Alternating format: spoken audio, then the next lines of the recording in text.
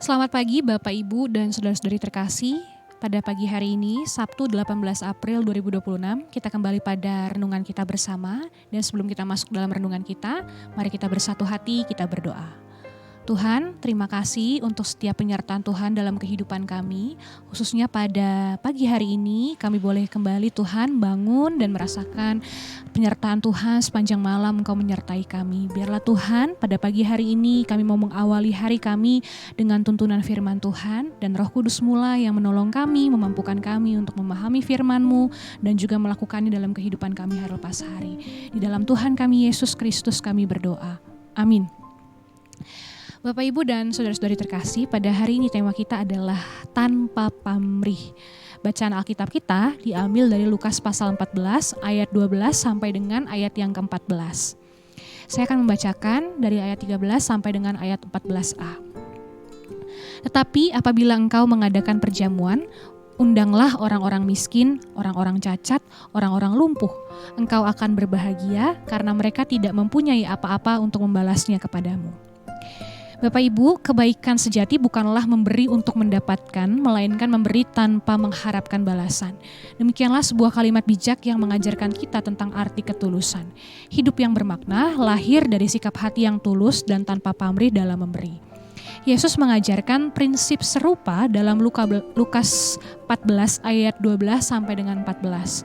Di tengah budaya transaksional yang menghargai timbal balik dan mengutamakan keuntungan dalam memberi, Yesus justru mengajarkan sebaliknya.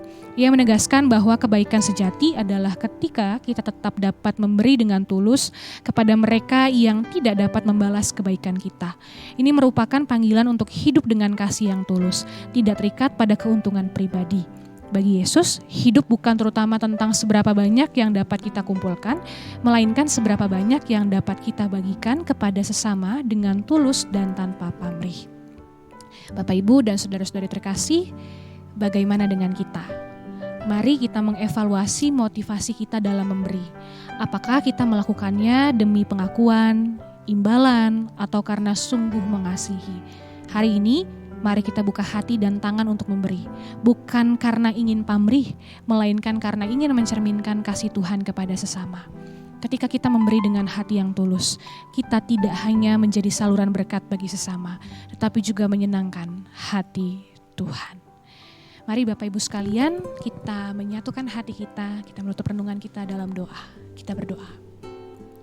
Tuhan, biarlah hari ini Engkau boleh mengingatkan kami kembali tentang motivasi kami dalam memberi. Biarlah kami memberi bukan karena pamrih, melainkan kami ingin membagikan syukur kami kepada Tuhan melalui sesama kami.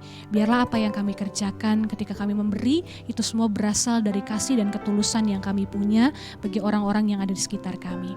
Tuhan, hari ini kami akan menjalankan seluruh aktivitas, peran, dan tanggung jawab kami. Biarlah kehadiran kami Tuhan boleh menjadi berkat yang dirasakan oleh orang-orang di sekitar kami. Dan apa yang kami lakukan juga boleh menjadi berkat bagi diri kami masing-masing.